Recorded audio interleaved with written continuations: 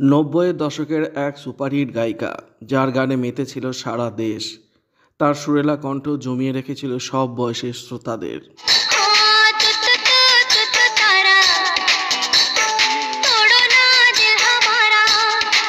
এক অন্য ধরনের কণ্ঠস্বর, যার মধ্যে হালকা হলেও দুষ্টুমির ছোঁয়া থাকত, আর সেই ছোঁয়া মানুষের মনকে করত ভীষণভাবে প্রভাবিত।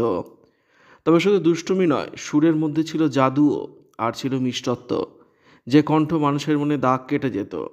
তার সময় অন্যান্য গায়িকাদের থেকে তিনি ছিলেন পৃথক।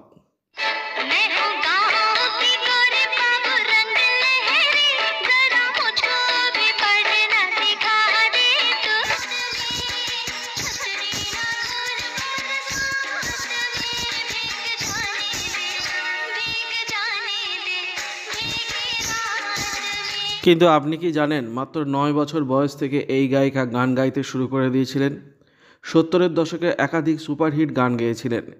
এত সুপারহিট গানের গায়িকার বিরুদ্ধে অশ্লীল গান গাওয়ার অভিযোগও উঠেছিল, আর সেই অভিযোগ নিয়ে ব্যাপক চর্চা হয়।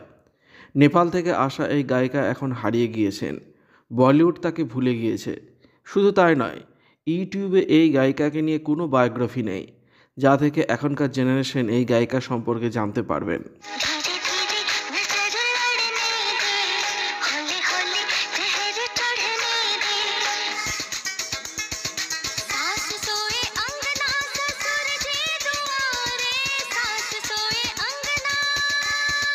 তো কে এই গায়িকা, আর বর্তমানে তিনি কোথায় আছেন, কেমন আছেন, জানাবো আজকের এই ভিডিওতে। তাই ভিডিওটি শেষ পর্যন্ত দেখুন, আর চ্যানেলটি অবশ্যই সাবস্ক্রাইব করুন।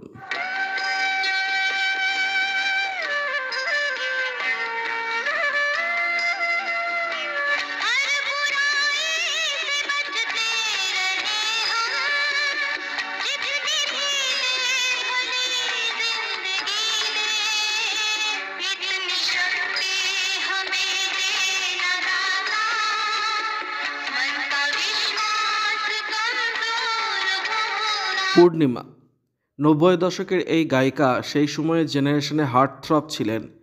শুধু এটা বললেই যথেষ্ট নয়, তার গাওয়া হিন্দি গান এখনকার জেনারেশন মোবাইলেও বাজে। ছোট থেকে বড় হওয়া পর্যন্ত তিনি ছিলেন বলিউডের অন্যতম অংশ, কিন্তু সেই সম্মান বা উচ্চতায় কোনোদিন পৌঁছতে পারেননি, যার অংশীদার তিনি ছিলেন। কবিতা কৃষ্ণমূর্তি, আলকা ইয়াগনিক, সাধনা সরগম বা অনুরাধা পরওয়ালরা যা পেয়েছিলেন, তা তিনি পাননি। তার গাওয়া সদাবাহার গানগুলি আজও আমরা শুনি, কিন্তু মানুষটিকে সবাই ভুলে গিয়েছে। কেন?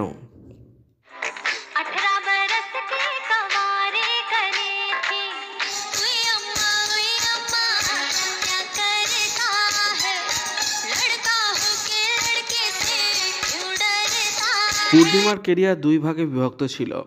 যখন তিনি ছোট বয়সে সুষমা শ্রেষ্ঠ নামে গান গাইতেন, বড় হওয়ার পর নাম পাল্টে হলেন পূর্ণিমা। পূর্ণিমার জন্ম 1960 সালের 17 সেপ্টেম্বর মুম্বাইয়ে একটি নেপালি পরিবারে। তার বাবা মা দুজনেই সঙ্গীত জগতের সঙ্গে যুক্ত ছিলেন। তার বাবা ভোলানাথ শ্রেষ্ঠ একজন নামকরা সঙ্গীতকার ছিলেন, সেই সঙ্গে ভালো তবলা বাজাতে পারতেন। মায়ের নাম ছিল নির্মলা শ্রেষ্ঠ, তিনিও একজন গায়িকা ছিলেন এবং আশা ভোসলের খুব কাছের বন্ধু ছিলেন।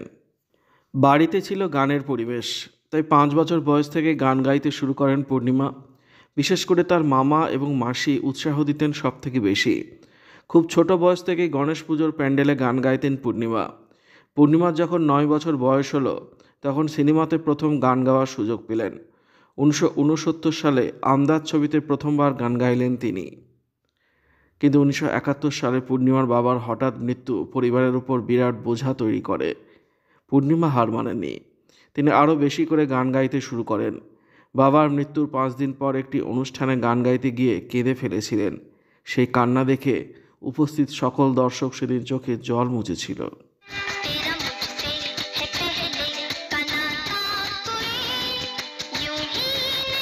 এরপর 90-এর দশকে প্রায় প্রত্যেক নায়িকার জন্য গান গেয়েছেন, যার মধ্যে করিশ্মা কাপুরের এক প্রকার আওয়াজ হয়ে গিয়েছিলেন তিনি।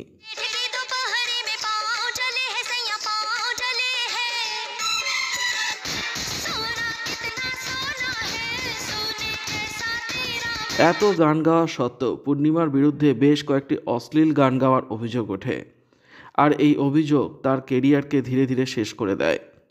তবে তিনি শুধু হিন্দি গান নয়, বাংলা, ওড়িয়া, ভোজপুরি, নেপালি, গুজরাটি, মারাঠি ইত্যাদি নানান ভাষায় গান গেয়েছেন। পূর্ণিমার ব্যক্তিগত জীবন সম্পর্কে তেমন কিছু জানা যায় না, তবে এটুকু শোনা গিয়েছে খুব তাড়াতাড়ি বিয়ে হয়ে যাওয়ায় তার গানের কেরিয়ারে ভাটা পড়ে গিয়েছিল। বেশ কয়েক বছর তিনি পার্শ্ব গায়িকা হিসেবে গান গাওয়া বা স্টেজ প্রোগ্রাম করেননি। গ্রুপিজমের কারণে তিনি সেরা গায়িকাদের তালিকায় কোনোদিন যেতে পারেননি। তবে নিজের কণ্ঠের জোরে আজ তিনি একটি জায়গা করতে পেরেছেন। সেই জায়গায় পূর্ণিমা এখনও সাবলীল। এখন আর সিনেমাতে তেমন গান না গাইলেও বিভিন্ন স্টেজ প্রোগ্রাম করে থাকেন তিনি। আমরা আশা করব পূর্ণিমার মতো গায়িকা যেন আবার বলিউডে কামব্যাক করে আর তার শ্রুতিমধুর কণ্ঠ মানুষকে মনোমুগ্ধ করুক।